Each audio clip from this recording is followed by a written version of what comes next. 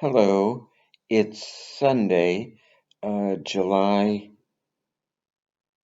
12th, 2020, and I'd like to remember some memories about my cousin Marie Loehr and her family. Um, Marie was, uh, she may have been the oldest, or at least the oldest daughter of uh, my Aunt Kit, who I never met because she died before I was born. Um, I remember my mother telling me the horrible circumstances of my Aunt Kit's death. She lived in a high rise at that time in the 1930s in Chicago. I think it was on the south side of Chicago. Um, and she was alone in her apartment up or wherever it was located. And she was a smoker, like I think nearly everyone in the Dosicle family at that time. And she didn't have matches for her cigarette, so she leaned over the kitchen stove to light her cigarette, and the gas flame caught on fire on her negligee, and she's on fire. And she ran out into the hallway of her apartment flat. And this was in the 1930s when elevators were not automatic, they were manually operated. And uh, so she's on fire, and her she calls for the elevator, and the elevator comes up, and the young elevator boy sees the my aunt on fire and takes the elevator down without my aunt to go get help.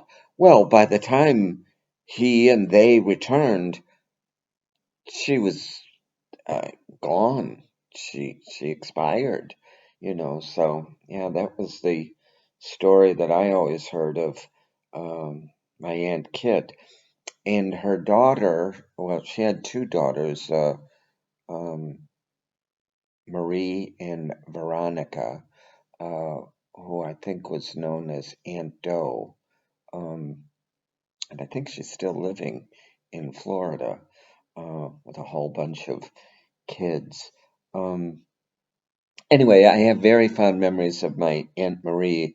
I remember when my oldest brother Dan, the closeted homosexual priest, when he was ordained in at the Pontifical College Josephinum in Ohio, which was very close to where my Aunt Marie lived with her husband, Uncle Andy, as we called him, and their three kids, I think it was Andy Jr., Kit, and Pat.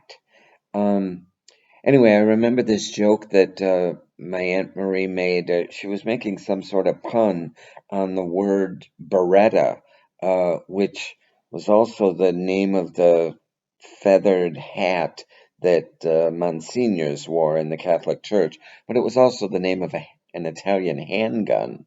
So I remember her joking about that. I also came out to my Aunt Marie many, many years later at my sister Sue's house. And she was very supportive and very loving about it. And I'll always remember that very fondly. I always liked my Aunt Marie a lot.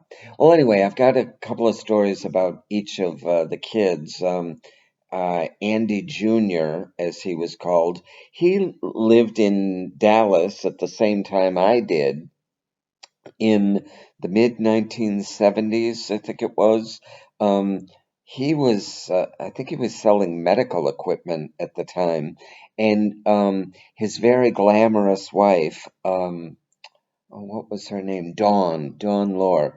Um, she was quite the princess, and she was wonderful. I liked her as a lot as well, and she actually gave me one of my first jobs. She was, I think, a fashion merchandiser at the Dallas Apparel Mart, and she taught me how to be a window trimmer. You know, taking clothes, new clothes, fashion trends and all, and hanging them and in very, very creative ways, with wires and staples and all of that to make them look like they were flying and all. And well, I parlayed that freelance work from the Dallas Apparel Mart to I had a job with, I don't remember the name of the fashion, the I think it was a no, it was young men's wear, men and women's ready to wear, and they had stores in Texas, Oklahoma, and Louisiana, and my boss and I would travel around this circuit, window trimming all their stores and all, and it was a lot of work, but it was a lot of fun, and I made really good money and all, and that was in the mid 1970s and all. So there was that.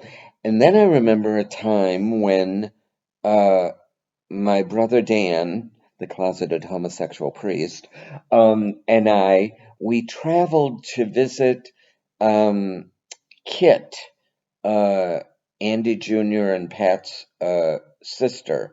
And she was living in, it wasn't San Antonio, it was San something or other.